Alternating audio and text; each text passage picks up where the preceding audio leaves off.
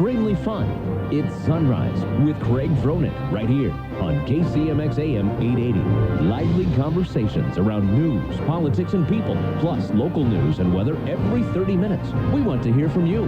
Follow us on Twitter, Facebook, or go to kcmxam.com. Join in the conversation by calling 541-772-8255. Sunrise, where it matters what you think.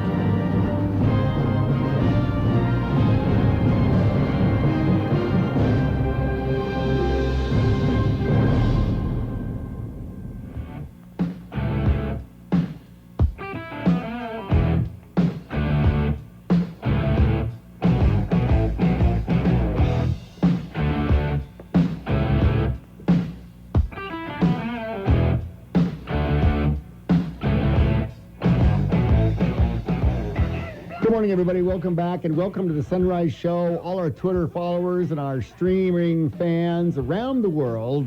You can get to our stream, kcmxam.com. Click on the live streaming link right there, and you can just follow you anywhere on your phone, your computer, your home. Welcome you in. 56 degrees, and thrilled to have on the phone with us this morning Tamara Kleinberg. Of course, she's a serial entrepreneur, an innovator.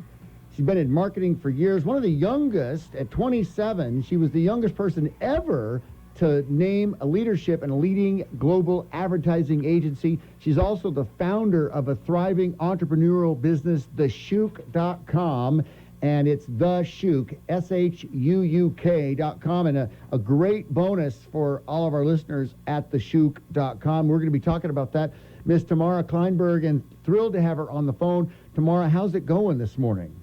You know what? It is so good this morning. I'm talking to you, and I've got a big old cup of coffee, so I think life is pretty good. All right, good deal. And no tornadoes, right? No, not today. We had a lot of warnings yesterday, and we spent a lot of time in basements, but no damage or minimal damage, and nobody hurt, so all good. Yeah, all good. Well, and I didn't know that they got that high up into Colorado, but yeah, they do. Well, one of the wonderful things with all that you do, and the Shook is a wonderful place for entrepreneurs to come together and try their ideas. And tell everyone about the Shook, theshook.com. Yep, so the Shook is the testing ground for the world's coolest new ideas. So we're basically a hub, a marketplace, where the most innovative people and ideas and products collide. So we sell products by entrepreneurs, people like you and me who have a big dream and a garage full of products with innovative things. We have resources for entrepreneurs and aspiring innovators, and we have what I think you and I are going to talk about today, which is the Innovation Quotient, which is actually a measurable thing. It tells you your innovation style, so your strengths, so that you can do more of what you should be doing to get ahead faster. I love that. And so on your website, if you get to theshook.com, and then right along the bar at the top, take the test, and it takes you right to the IQE. I love this part. It's the Innovation Quotient EDGE test and report. And it goes into, what you're good at, right? Finding your peak, right? Yeah, well, it's really cool because it helps you gain the edge, which isn't that what we all need? And it's based on the 9 triggers of innovation. And what it allows you to do is discover your unique brand of innovation. So, here's kind of the myth versus fact. The myth is only some people are innovative and most of us are not. But the truth is everybody actually has different things that trigger innovative thinking in them. They just have to figure out what it is. And what we do in this test across these 9 triggers is it takes about 5 minutes, it's 33 questions, and we figure out which 2 are your unique combination of your strengths, and then which one is your latent strength. So the one that maybe you're not using it much or maybe holds you back at times. Right. And then you get an action plan with the things and the situations that you should be doing and should be in to do more of it. So, my belief is that once you figure out your strengths, you can harness those to do things like what you said, perform at your peak, bring more innovative ideas to the table, be more high value, and create those game-changing results that we're all looking for, but you got to know what your unique style and combination is in order to do that with a little more ease. Yes, exactly. And, celebrate your successes, but celebrate your strengths, not focus on your weaknesses. Yep. And I've, it's so cliche. We talk about getting the right people on the bus. as a corporation, then getting them in the right seats on the bus. And many times, we talk about this regularly, is that you can get promoted right out of the right seat on the bus into the wrong seat on the bus. That is so true. And then you're working in your area of weakness, and you can't figure out why you're not doing so well. I equate everything to football because I love football, but it's kind of like when they take players and make them coaches, and they're horrible coaches. They're great at the game, but they're horrible coaches, and they don't know why. Well, and we watch this when they make the transition from college or from high school to college to professional sports, and then you wonder, because whether it's political or, it's too big of a game. I just don't know because I'm not there, but you do wonder, related to professional, NFL coaching, what does it take? Where's the strengths and weaknesses? And you're exactly right with knowing what your strengths and weaknesses are. And here's the next thing, is if you know what your strengths and weaknesses are, and this is the best part of the whole thing, is you can bring other team members on that have the strengths that you don't have. Mm-hmm. I'm so glad you mentioned that, and I'll give you an example from a situation I was just in. So I do a lot of keynote speaking on innovation and the innovation quotient and thinking sideways, as I call it, which is kind of the tools behind it. And I was talking to this woman afterwards, and we were talking about her situation. It's one of the top medical equipment companies in the world. And she said, here's my problem, is we have too many ideas. We can't get anything executed. We talk and we talk, but all we have is ideas, and, it's never getting done. So what's our problem? We say we're innovative. So we looked at her team, we looked at the results of the test, and we discovered that there's an innovation scale, which is kind of the high level, and there's 3 levels to that. The drivers, so those are the implementers. Those are the go-to people. The champions, so they're the people who recognize innovation and do little bits of it every day. And then there's the mavericks, and those are kind of the wild dreamers. So when we did their test, we realized 2 things across their company. One is they had too many mavericks and no drivers. So a bunch of wild, crazy idea people, but not enough people on the other end of the innovation spectrum to get it done. And that matters just as much as the wild-eyed people. The facilitators, right? The boots on the ground. Exactly. Yeah. That's right. And then we discovered, when we looked at the 9 triggers and all the combinations, because we could actually map out an organizational thumbprint, when we looked at that, we saw a big gaping hole. They were missing some of those triggers. And if you've got a robust, full team, then you've got a little bit of everything. That's kind of the goal, if you're big enough. And if you're not big enough, the question is really, to your point, how do you get the people that will support you and that can help you who aren't the same as you, because you really don't want that. And for them, they were kind of missing this whole group of people to help them get to that implementation phase, and they were missing kind of a couple key triggers that would have helped them move things forward.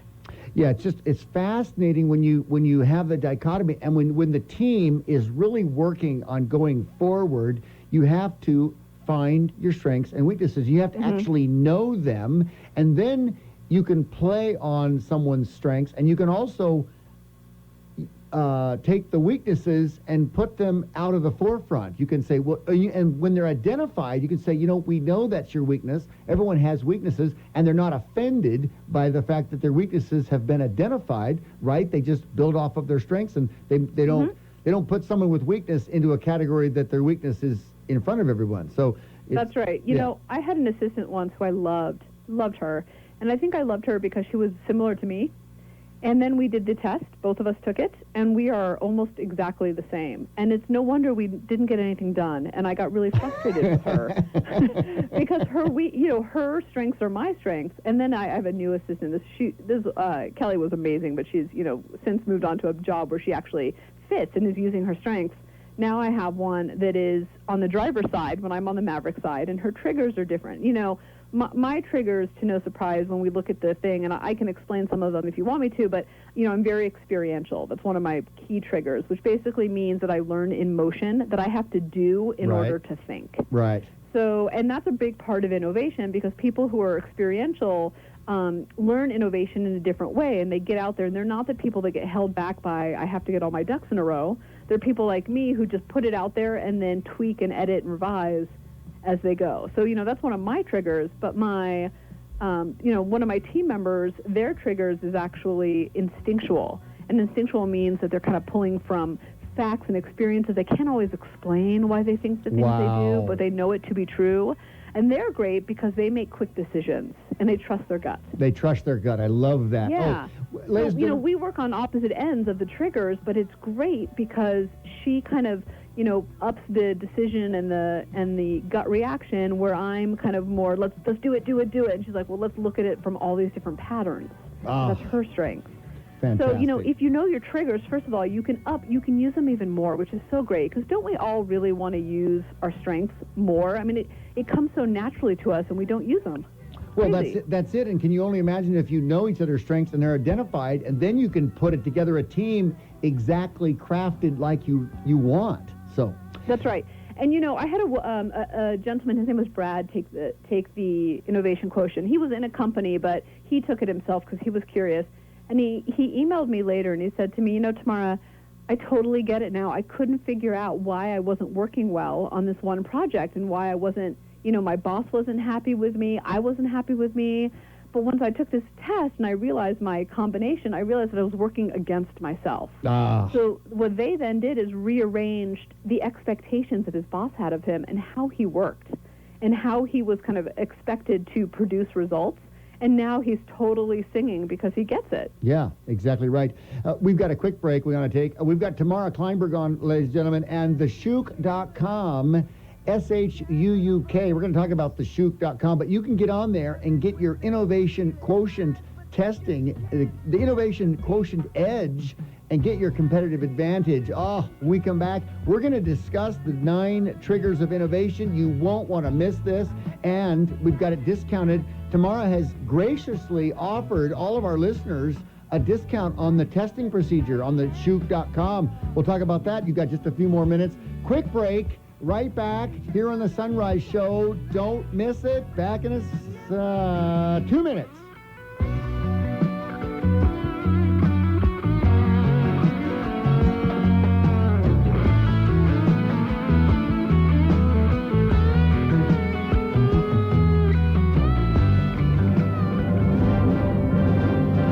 Stay tuned. Sunrise will return in a moment on KCMX Newstalk 880. A little bold and extremely fun, Monday through Friday, 6 to 9 a.m. on KCMX AM 880. Lively conversations around news, politics, and people, plus local news and weather every 30 minutes. Here's Craig.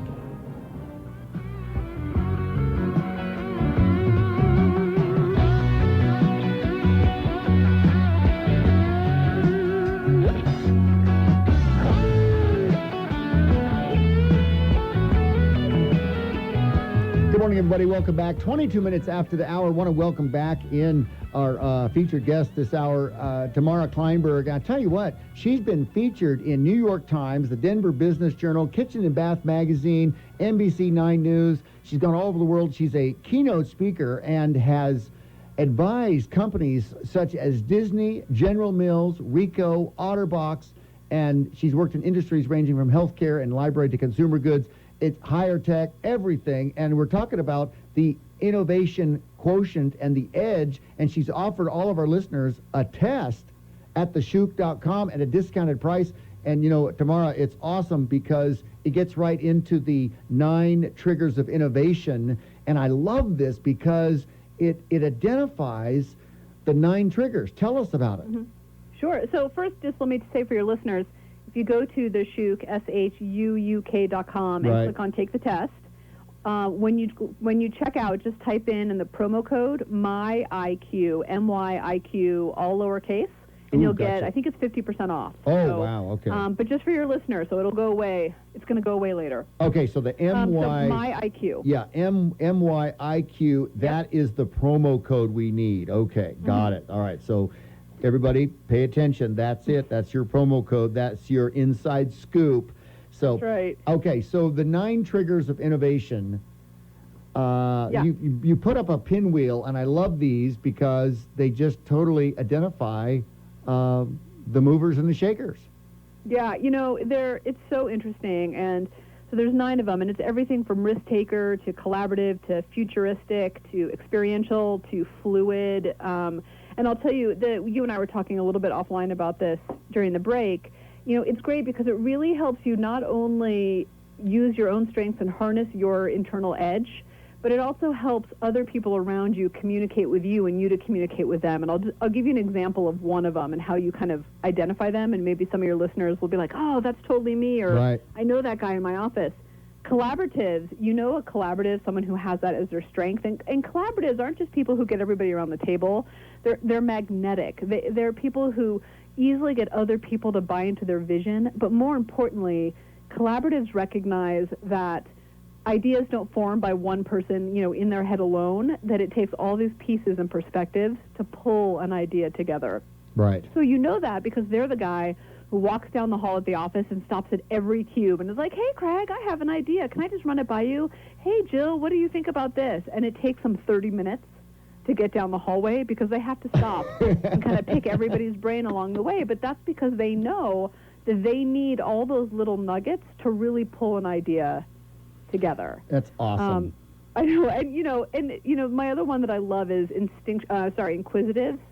And here's how you know inquisitives. Inquisitives are people who are always kind of questioning and challenging and looking at things that we maybe assume to be true and going, maybe, but maybe not.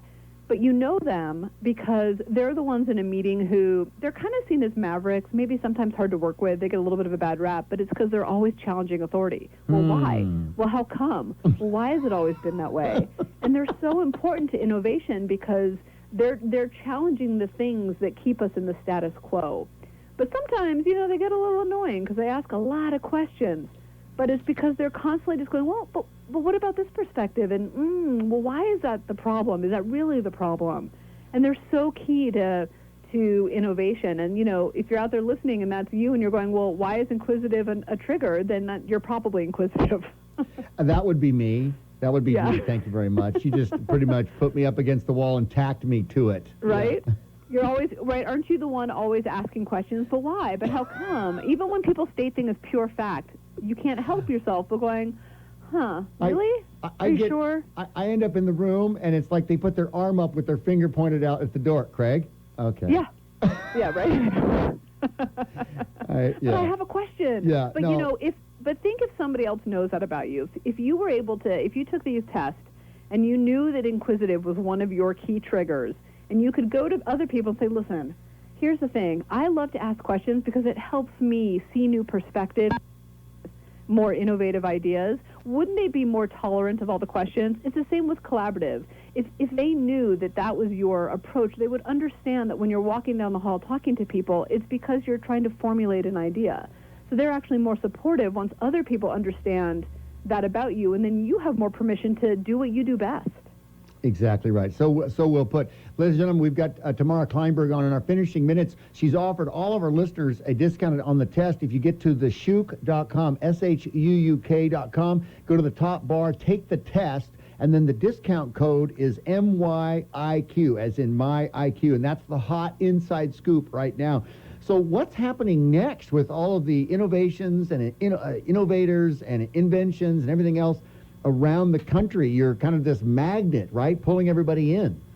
Yeah, it's so exciting where we are because I feel like we're kind of at the eye of the storm of entrepreneurship and innovation. And, I'm excited. There's a lot of energy out there. I think there's a lot of momentum for fostering individual innovators and entrepreneurship. There's a lot of people taking that path now, just, not just taking it as a big risk, but truly taking it because they feel passionate about whatever it is that they're doing and pursuing it. And I think it's a pretty exciting time. And with the changes in 3D printing and technology and, what you can do online, the playing field has really opened up to a lot of new people. Oh, that 3D printing is just out of control, what they're printing. Amazing. What they're printing and things that they're making. It's nuts because ink is not ink anymore, No, it's totally a game changer, I think, for what manufacturing in the United States means. And I think that's pretty exciting. So the next thing, at the last minute, I guess just a matter of doing more, identifying your strengths, taking this test and locking horns with, rallying your team, right? And being the best you can be, all of these aspects, but identifying the strengths is got to be number one. Yeah. Well, that's what helps you perform at your peak. You don't perform at your peak when you're working in your weaknesses or when you're setting yourself up to fail, even when you don't realize it. And, we all need innovative ideas. As one of my clients said to me, it was actually the founder of Otterbox, she said, what I love about your work, Tamara, is that you can't solve new challenges with old strategies. So we're staying in the box, and if we can get out of the box, we can figure out those new strategies to solve the challenges and go for those opportunities of today. And that starts with understanding, well, what are my triggers for innovative thinking? How do I do that? And if I do it naturally, gosh, wouldn't it be great to know so I could do more of that? Oh, fantastic. Tomorrow we're out of time, but this is just fascinating. Love what you do. And just can't wait to hear more. So maybe we'll do it again sometime soon, yeah, huh? Hey, I'm always up. I'm always excited when I hear your voice. So awesome. anytime. Awesome. All right, Ms. Tamara, thank you so much. Thank you. We'll be back. More on the Sunrise Show when we return. Don't miss it. We're just getting warmed up. Stay tuned. Sunrise will return in a moment on KCMX Newstalk